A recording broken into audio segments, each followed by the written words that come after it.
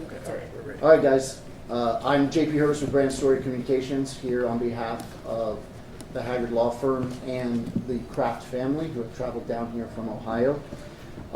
Michael Haggard, the managing partner of the Haggard Law Firm and member of the National Center for Victims of Crime, is going to speak first, kind of set the scene of why we're here and the lawsuit. And from there, Rachel Brooks is going to share some prepared words. Following her statement, she and the attorneys will answer whatever questions they can. Obviously, we now have an active civil case, and we have obviously some respect for the criminal investigation as well. So there's going to be some things that may be limited, but by all means, please ask your questions, okay? Also, on the email that I sent out, there's a Google Drive link. If you haven't seen already, that Google Drive link has several pictures that you have not seen before, and then the lawsuit that was just filed yesterday. Okay? Mr. Haggard. Good morning, everyone. Again, my name is Michael Haggard, along with my partner Adam Finkel. On behalf of the Haggard Law Firm, we're here with the Kraft family today. On January 17th of this year, Doug Kraft, Bob Kraft, and James Puchon were gunned down and murdered outside of an Airbnb that was within a homeowner association by the name of Indian Point Homeowner Association in Kissimmee, Florida. I was standing here with Doug's wife, Marcy, his two daughters, Rachel and Mallory, to announce not only this lawsuit, but bring awareness and attention to this matter. Florida is and always has been a tourist state. And we have a new serious problem in our state that has really risen in numbers of a number of different tragedies over the last couple of years, and that is short-term rentals. The reason it's one of the absolute biggest new dangers in the state of Florida is it's virtually unregulated. There have been time and time again where the legislature has bills to regulate short-term rentals and bring them in line with apartments, bring them in line with hotels, and those have failed because of the extreme giant lobbies of Airbnb, VRBO, and others. This case is particularly tragic. The point of life is to meet a soulmate, to have children, to work, to provide for your family, and then enjoy it. And that is what Bob, Doug, and James tried to do. Bob and Doug were blood brothers. James virtually was. These three had been best friends, went to Bowling Green, and had started to go to car shows and do these types of trips after they all retired to enjoy that. That is why people come to the state of Florida. Families come. And they have started to stay in short-term rentals because families want to have pools. They want to have the ease of eating at home on a guy's trip like this, so they can all stay there and they can clown around and joke as guys in their upper 60s about their younger years and about what they're going to do. This is not going to stop. This is a new trend, and it has to be regulated not only in the state of Florida, but throughout the country. Airbnb and VRBO, just to name two, have more rooms to rent than the entire hotel and motel industry in the United States. Let me say that again. These two companies have more rooms than Marriott, than Hilton, than Hyatt, and they don't have 1% of the regulations with regard to their pools, as all of you know, with the #1 rate of pool drowning at any location right now is at short-term rentals, and with tragedies like we see here. The defendants in this case are Indian Point Homeowner Association and the owner of the individual house. Why are they defendants in this case? The murderer in this case, who I will never mention by name, out of respect to the victims, was very known to the HOA president, who only lived a couple of homes down, as well as to the HOA owner. How was he known? In 2021, he was arrested for attempted murder, shooting at vehicles, shooting at people at a gas station just a couple miles away from this place. When he returned home in 2022, he had several visits from the authorities because of the different mental crises that he was undergoing. There were numerous complaints of various neighbors that he was doing suspicious activities, that he was not right. And absolutely nothing was done by the homeowners association in this case. The reason this is such a problem is that we have homeowner associations, developments that are being exclusively built for short-term rentals. It's a great investment idea for someone. You get a second home that you use and you can rent it out for income, but there has to be some type of regulation. There's regulation with your homeowner's insurance. You're not allowed to rent your home and have it be covered by homeowner's insurance. You have to get additional insurance. There's regulation by the Internal Revenue Service, but there's nothing by the state legislature right now and by local authorities other than some basic concepts with short-term rentals. And we're seeing it more and more, and you guys driving around Central Florida have seen these communities that are built for this purpose. And there has to be some structure here. Does anyone doubt that here at the hotel we're at now, that if an individual in room 415 had shot at someone else, there would be action? Does anybody have any doubt that if there were continual complaints about a certain room in a hotel, there wouldn't have been action? But because of that, these three gentlemen in their absolute prime have been taken from this family, and this family's been robbed. They don't want this to happen to anyone else. Doug should be with Marcy planning their next trip. He should be with Mallory, who's in the back, and Rachel and the grandkids planning their next trip.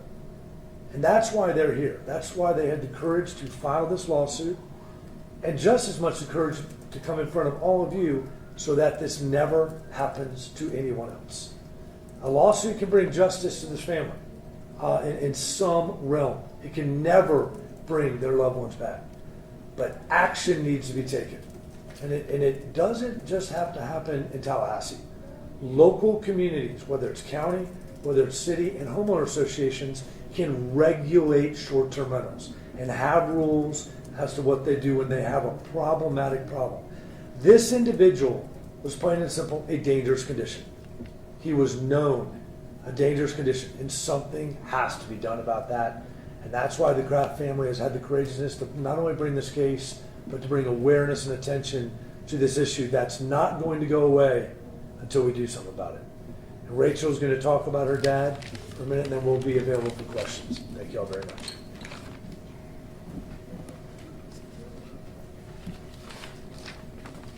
Our dad came to Orlando for a car show. He came with his brothers and his best friends, and like so many others, they looked towards Airbnb as a hotel. We all need to stop doing that. The community where his rental was knew that it was filled with Airbnbs. They knew my dad's rental was next door to a dangerous, violent person, but they did nothing to warn him and nothing to protect him. Our dad shouldn't be gone. We need better regulations regarding Airbnbs and short-term rentals. What we miss most about our dad and the love of my mom's life, he was who shaped us into who we are today. He was the heart of our family, the ultimate girl dad, our rock, our protector, our provider, our comfort, our peace. He did anything for us and with us, and we are forever grateful. The many years to come have been taken away from us, and for that we will never be okay. It breaks our hearts every second of every day, and this isn't how his story should have ended. Our mom and dad met 52 years ago, and they were married for 40 years. They were looking forward to spending their golden years together, and they never got the chance. We don't want this to happen to anyone else. Any questions from anybody? Can you tell us a little bit more about some of the regulations you would like to see implemented? I mean, it's exactly what Mike just started discussing. They operate as essentially the largest hotel industry in our country, and they don't do any of the basic things that need to be done. When you look at the host himself, who we named, the Airbnb host, what did he do, if anything, to actually assess what was going on in his community? Or one of the mailing addresses we have for him is up in Jamaica, New York. Was he just sitting in Jamaica, New York, blindly waiting for the checks to just come in? Didn't even bother to look around, didn't even bother to do some of the easiest things which you can do is what type of calls for services happening? What type of calls are the police coming to? Who are my neighbors? Who are the people directly next door and some obvious risks that would be threatening our guests? And should I do something about it? There's no indication that any of that was done. And if it was done, how on earth did he ignore those clear signs? Mr. Haggard, did you at all consider in this legal action to name Airbnb and actually file a suit against the Yeah. company that ran this short-term rental? Absolutely. And what we're waiting on is the discovery process. What did Airbnb know? Were there complaints from we know that there were complaints from residents to the HOA. Were there complaints to Airbnb that, hey, you're renting this place out continually, there's for lack of a better term, crazy person next door who's very violent. I'd be very careful about renting that. We'll find that out in discovery and then see if we need to add Airbnb as a defendant against So it. it's fair to say your investigation continues even after yesterday's filing? Absolutely, always. And through the formal discovery process, you can use subpoenas and those kinds of things. You talked about, you want to see action being taken to prevent something like this from happening again, but not only in Tallahassee. So let's say from local law enforcement agencies such as the Sheriff's Office and others that can enforce and that are in these communities, what would you want to see directly from them moving forward, especially for you and any family members, who have had time to reflect on this? Yeah, absolutely. I mean, it's a process that usually involves three different entities, right? You have a homeowners association who's responsible, and they need to know what is going on in their community, much like this hotel, much like we could think of all the different commercial establishments. A shopping mall needs to understand what is going on with the bar in the corner, what is going on with this place. So the HOA needs to know. Airbnb and VRBOs need to stop defending these cases or defending their actions as platforms. We've heard that term used with social media, with AI and all these different things. They're not a platform. They're a huge, huge company that needs to be responsible, just like a hotel, to provide a reasonably safe place. That is the law in the state of Florida, always has been. So they need to provide that. How do they need to know that? They need to know the crime rates in the area, as Adam said. They need to know if they have specific threats. They need to know if they don't have a pool fence, that they're now a commercial pool. They're no longer a residential pool. Once you start renting out your house, you are a commercial pool. You need to have carbon monoxide detectors. We could go, we could start a tour right now. Every room in this hotel is a carbon monoxide detector. As should every VRBO. It should be up to a commercial code now. So the reason I mentioned not always in Tallahassee is we know it's not easy to get things done in Tallahassee. It's much easier in local communities. There are a lot of folks that don't like Airbnbs or short-term rentals in their neighborhood. So there are these complaints. There's an upswelling, but it's also a great thing to have. So we need to have balance, and we need to have fair laws that protect people first. Children, folks it just breaks my absolute heart to think you have a goal in life your whole time to get to, and you get there, and this is how it ends. When someone knew that someone was a threat, and I'm not saying should have known, but everybody knew in this area that this guy was a threat, and they did nothing. So Linda Scalata, who's mentioned, not named in the lawsuit, but mentioned in the lawsuit, she's the HOA president. I had a chance to talk to her on the phone both last night and today. She didn't even know about the lawsuit until we reached out. She read through it. She said, well, she feels very sorry for the Kraft family. She called the lawsuit, quote, a little frivolous. And she said that she and other members of the HOA had no knowledge that this person, the defendant, was back in the community. So is your argument that people did know, or they should have known he was back in the community after his previous case was adjudicated? The law requires either one, and I look forward to taking her deposition sworn under oath. And if she actually has the audacity to say that stuff, the conflicting testimony that will say that what she told you is actually not true. Yes. I have one for Rachel if you're up for it. And thank you for being here today and for talking about this. I understand it's a vulnerable position to be put in. I was hoping that you could talk a little bit about getting to this point where you feel capable of putting your brief into action and trying to impact change on the community. I think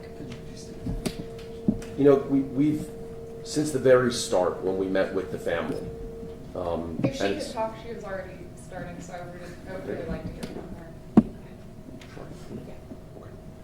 From the very start, there's always been a discussion of it's so much greater than just their family's loss, and not wanting another family or anyone to go through this, and what change could be made, what common sense measures could have been in place that would have prevented this.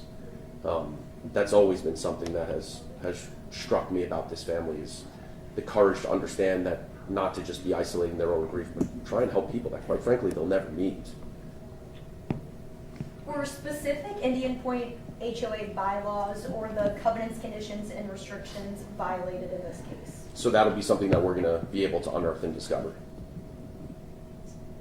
You mentioned that you did have already something proving that the HOA knew. Are you able to describe more about that? We'll be waiting for the civil process to be able to sort of pan out, but we've certainly done our investigation and spoke to neighbors in the community, and so we are well aware of what just forget about the entire community, but just the immediate neighbors, including the president who lived there, was well aware of. Is there any exploration into the civil liability or possible civil liability of the individual's father, who I believe still lives at that home? So as Mr. Haggard said before, the investigation doesn't end just because we filed the lawsuit now. It was time for a lot of reasons to be able to file against these two entities, and our investigation will continue in all different angles. Rachel's going to try to answer yours real quick. Thank you. The time that our family has taken with all of our family members and the strength that it's taken to get here, we knew that it was time. We never thought in a million years that something like this could happen, or that we would ever know someone personally that this could happen to. And it's us, and it's our family, and it's our life. There's no words for what has happened, and the time we've taken to try to be strong together and navigate our grief. We can't allow this to happen to anyone else. Could you speak a little more about your dad's relationship with his brother and the other gentleman? Just it sounds like they were like the three amigos. These were. Could you speak more to their close relationship? Yeah, they did car shows together, college, homecoming football games at Bowling Green. All of our family events growing up, everyone was there all the time. Poochon included. He may not have had Kraft blood in him, but he was an honorary Kraft, and they were all brothers. But my dad looked forward to these trips. They all did. And on their trip, they were making future plans for what other car shows they wanted to go to, and they're never going to get to do that. You said you spoke to other residents or people in the community. Do you know by chance how many of the homes that were there were Airbnbs and short-term rentals, just from what work you've all done? Yeah, and that's kind of goes to, I forget who asked about, what complaints we have. There's several residents that complain directly about this individual to the homeowner's president directly. So that she'll have to say they were lying. There's over 400 homes in this community. And I don't think, we don't have an exact number yet of how many have been short-term rental, but There's a lot. I mean, we have an entire long list that we've gone through just through some of the major sites to be able to see enough that the homeowners association was aware that there was a problem with short-term rentals throughout the community. This was not like the one, What do you mean by problem there? There was a concern about the number of short-term rentals throughout the community. I mean, one of the issues that you have, especially when it's a residential community like this, is you're now inviting transient people. If you live in a home and there aren't any Airbnbs on your block, you know your neighbors. You may not know them by name, you may not be friends with them, but you know their face, you know who they are. You recognize people that belong there. When you start putting short-term rentals throughout a community, you're now inviting faces that you don't know. The assumption can then be that somebody who actually isn't at an Airbnb, maybe a criminal trespasser or someone else up to something nefarious, you assume that they're invited there and they might not be. That's one of the reasons why when you think of through a hotel, you have key card access, all these other things, because you know the number of faces are going to constantly be changing. What's happening in a residential community in order to monitor who actually belongs and who doesn't. And I'm sorry, did the Indian Point community at all, they're saying that they were unaware of the lawsuit, but specifically afterwards, have they had direct communication with you all, like family members at all, expressing condolences or anything like that you can speak to? Not that I'm aware of, no. Any other questions? JP, I was just going to add something real quick too, because I thought it was a great question about the covenants and the rules of the association. And that again, like Adam said, we'll get into in discovery. But that's one of the points of the family doing this, is that there's an HOA president out there watching, there's some people on the board saying, you know what, we need to tighten up what do we want here? Do we want this many short-term rentals? If we do, what are we going to do about it? Because that's a place that Airbnb and VRBO's lobbyists don't go. They don't go to the HOA board meetings. They'll go to Tallahassee. They'll camp out. They'll be in Tallahassee for 60 days until the session ends, and to get their immunities or whatever they want. But so if there's an HOA looking at this right now saying, you know what, we do have a problem with that one house is having darties, day parties every day. We have all these pools that were built. What are we doing? Or we have a real problem person in the neighborhood who's a real threat. We need to put that in our covenants. And so even though we'll find out they violated one here, maybe just as important is HOAs will take action and say, we're going to learn from the Kraft case so this never happens in our community. So that's one of the main reasons the family wanted to come forward. So that was a great question. Thank you. Any other questions? I just want to clarify, I know you touched on this after my question, but you're again saying that Linda Scalata, after Mr. Roget's case we resolved in 2021, she knew that he was back in the community. Yeah. Unless all the residents aren't telling the truth, her own residents. I think she has probably a reason to not tell the truth on that than them, but we'll see. So we'll take her deposition and let y'all know about it. Thank you all Thank very, you. very much. Thank you guys.